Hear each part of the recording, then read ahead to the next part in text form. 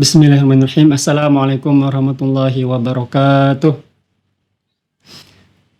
Alhamdulillahirabbil alamin wassalatu wassalamu ala asyrafil anbiya'il mursalin sayyidina wa maulana Muhammadin wa ala alihi washabihi ajmain. Alhamdulillah, segala puji hanya bagi Allah Rabb semesta alam. Salawat dan salam juga kita haturkan kepada junjungan kita Nabi Muhammad sallallahu alaihi wasallam.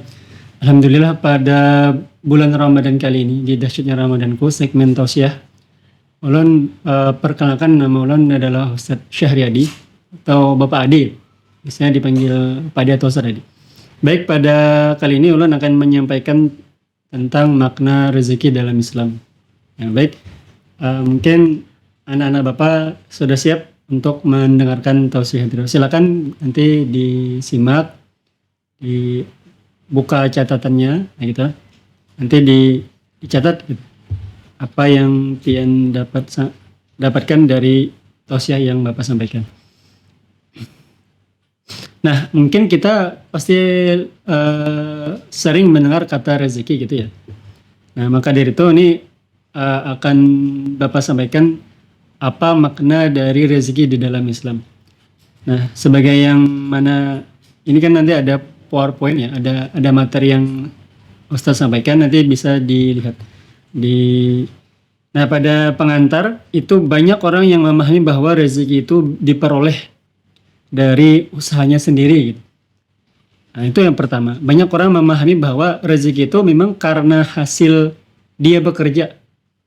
Nah, itu. Kemudian juga ada yang memahami bahwa jika orang itu bekerja keras, kemudian dia menerima gaji, nah dia menganggap itu adalah hasil usahanya. Nah, kemudian juga seperti pedagang misalnya, ada yang mereka memahami bahwa memperoleh keuntungan dari hasil jual beli dari perdagangan itu menganggap bahwa itu rezeki itu hasil usahanya. Nah, sampai mungkin ada dokter yang menerima upah karena mengobati pasien, dan dokter itu menganggap bahwa upah yang dia dapatkan misalkan ketika ada pasien yang datang kepada dokter misalnya, nah dia menganggap bahwa hasil atau gaji yang dia dapat itu hasil usahanya sendiri. Rezeki itu hasil usahanya gitu. Perdagangan yang dia niagakan itu hasil usaha sendiri. Nah, ada yang memahami seperti itu. Nah, padahal ini adalah pemahaman rezeki yang salah gitu ya. Ini pemahaman rezeki yang jenis pertama, tapi ini salah. Nah, apa salahnya nanti akan dibahas. Nah, kemudian apakah pemahaman itu benar? Maksudnya apakah orang yang bekerja misalkan kemudian dia mendapatkan gaji, dia menganggap bahwa itu hasil dia sendiri atau rezeki itu berasal dari usahanya? Apakah itu memang benar? Nah, nanti akan dibahas. Benarkah penyebab datangnya rezeki itu atas usaha kita? Misalnya tadi kan kayak dokter. Dokter misalkan memeriksa pasien terus dapatkan upah, atau pedagang yang menjual barangnya dia dapat untung. Apakah itu rezeki yang dia dapatkan itu apakah itu hasil usahanya? Apakah itu benar? Nanti bahas. Marilah kita melihat faktanya secara lebih mendalam. Nah, ada fakta ya. Fakta rezeki itu ada dua aspek. Nah, pertama ada namanya al-hal. Dalam bahasa Arab, al-hal itu adalah keadaan gitu ya. Yang mana pada kondisi atau keadaan itu biasanya kita dapat mendatangkan rezeki. Misalkan ketika Bapak misalnya ketika sebagai guru ngajar, nah itu adalah keadaan atau kondisi yang mana itu ketika kita bekerja ada peluang untuk mendapatkan rezeki. Nah, di situ kita harus yang pian pahami bahwa ada namanya al-hal. Jadi ada dua aspek masalah rezeki. Tadi pertama al-hal, yakni itu bersifat tidak pasti. Ketika contoh ya, kalau orang itu menganggap bahwa setiap usaha itu pasti mendatangkan rezeki, itu adalah pemahaman yang salah. Misalkan ketika pian melihat ada orang yang misalkan punya duit yang banyak, modal yang banyak, ketika dia menganggap bahwa usaha itu akan menghasilkan rezeki atau rezeki itu datang karena usaha, maka setiap orang yang punya usaha itu pasti untung. Padahal belum tentu orang yang punya usaha, punya modal banyak, misalkan ketika dia, entah atau orang tua pian misalkan, abah atau mama misalkan punya usaha misalkan di pinggir jalan, letak strategis, barang yang promosikan juga barang yang update misalnya, itu belum tentu menghasilkan atau belum tentu itu untung. Bisa jadi itu rugi gitu. Karena setiap usaha itu bukan menjadi penyebab datangnya rezeki. Tapi itu hanya sebuah keadaan atau usaha gitu loh. Tapi datangnya rezeki itu bukan karena usaha. Tapi itu memang sebuah gimana ya? Ketika kita mencari rezeki itu memang ada yang namanya, nanti akan dibahas. Maksudnya itu ada usaha. Tapi ada boleh kita itu memahami bahwa setiap usaha itu akan itu pasti mendatangkan rezeki, itu pemahaman yang salah. Nah, karena dia bersifat tidak pasti. Nah, gitu ya. Kedua, al-hal atau keadaan itu adalah sesuatu wilayah yang diusahakan manusia. Artinya manusia itu bisa, karena dia berusaha ya, artinya dia apa yang dia usahakan, apa yang dia pekerjakan itu adalah sesuatu yang memang dia bisa mengusahakan. Nah, makanya itu adalah wilayah yang memang manusia bisa menentukan, bisa memilih, tapi tidak bisa mengatakan bahwa setiap usaha akan mendatangkan rezeki. Itu pemahaman yang salah. Nah, maka dari itu ada yang kedua. Jadi fakta rezeki itu ada dua, ada al-hal, ada juga yang namanya al-asbab. Nah, apa al-asbab? Al-asbab itu dalam istilah juga bersifat kausalitas, atau dalam pemahaman kita namanya sebab akibat. Nah, jadi rezeki itu ada yang memang manusia bisa mengusahakan, tapi sifatnya tidak pasti. Namun ada juga yang namanya kausalitas atau sebab akibat. Yang ini di sini dibahas masalah al-asbab. Nah, pada al-asbab itu dia bersifat pasti, artinya rezeki itu pasti. Nah, sedangkan al-hal itu tidak pasti, meskipun gini ya, ketika misalkan kita berusaha, kita bekerja, kita ngajar, kita punya usaha dagangan misalnya, itu rezekinya itu tidak pasti, maksudnya rezekinya tidak pasti. Tapi peluang mendapatkan rezeki itu pasti ada. Nah, tapi tidak pasti. Nah, gimana lah? Ya pada itu misalkan ketika kita contoh ya, kalau kita misalkan mungkin kita jualan, atau misalkan abah atau mama misalnya jualan sayur misalnya. Pokoknya satu bungkus sayur itu misalkan harganya 10.000. Nah, kalau misalkan sehari untung 100 bungkus berarti mungkin berapa ya? Sejuta ya? Nah, gitu. Nah, itu kan mungkin kita bisa, itu di wilayah kita bisa memahami lah bahwa kalau kita untung sampai 100 produk itu untungnya segini. Nah, tapi kita kadang-kala memastikan bahwa itu semuanya bisa terjual. Nah, maka dari itu memang itu adalah wilayah atau namanya kita bisa mengusahakan, tapi kita kada tahu berapa hasil dari itu. Nah, kemudian ada tadi yang namanya al-asbab, itu sifatnya pasti, bahwa rezeki itu memang ada yang datangnya pasti, atau juga ada juga yang memang rezeki itu memang tidak pasti, karena kita manusia kadang-kala menentukan berapa jumlah rezeki yang kita dapatkan. Nah, makanya ada namanya al-asbab. Nah, al-asbab itu terkait masalah yang namanya gaib bagi manusia. Karena rezeki itu memang bukan wilayahnya manusia. Nah, maka dari itu kita akan harus paham ya, bahwa rezeki itu artinya adalah pemberian. Rezeki itu artinya pemberian dari Allah, bukan milik manusia.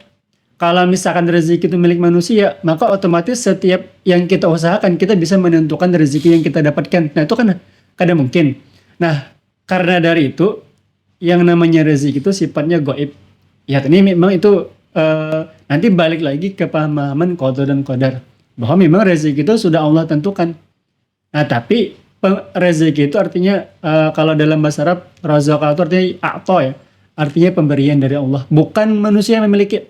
Artinya rezeki itu bukan milik manusia, tapi memang pemberian dari Allah. Nah, nanti akan dibahas. Nah, maka dari itu yang namanya al-asbab itu membutuhkan dalil yang bersifat pasti. Nah, al-asbab atau sebab datangnya atau sebab akibat datangnya rezeki. Nah, datangnya rezeki itu memang harus jelas ya. Artinya memang kita memerlukan yang namanya dalil yang harus qat'i. Qat'i itu artinya pasti. Dan juga baik qat'i sumber ataupun qat'i dilalah atau penunjukan. Maka dari itu sumber dari kita merujuk ya, maksudnya merujuk kepada Al-Qur'an. Karena sumber yang pasti menentukan bahwa memang rezeki itu adalah memang dari Allah, itu memang harus benar-benar informasi itu valid. Artinya manusia kadang-kala menentukan berapa jumlah yang dia inginkan. Nah, itu kan maka dari itu memang kan rezeki itu memang pemberian dari Allah, bukan milik manusia. Nah, itu.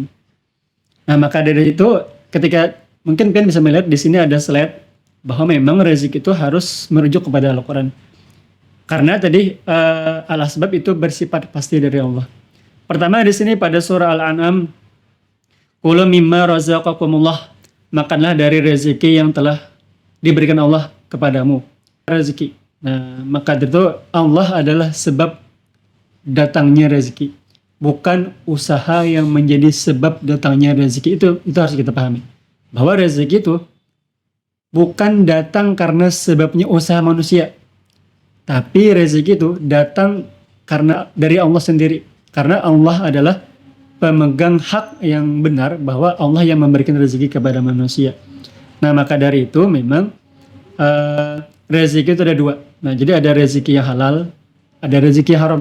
Rezeki yang halal itu datang karena usaha yang kita mendapatkan rezeki itu dengan cara-cara yang benar menurut syariat Islam.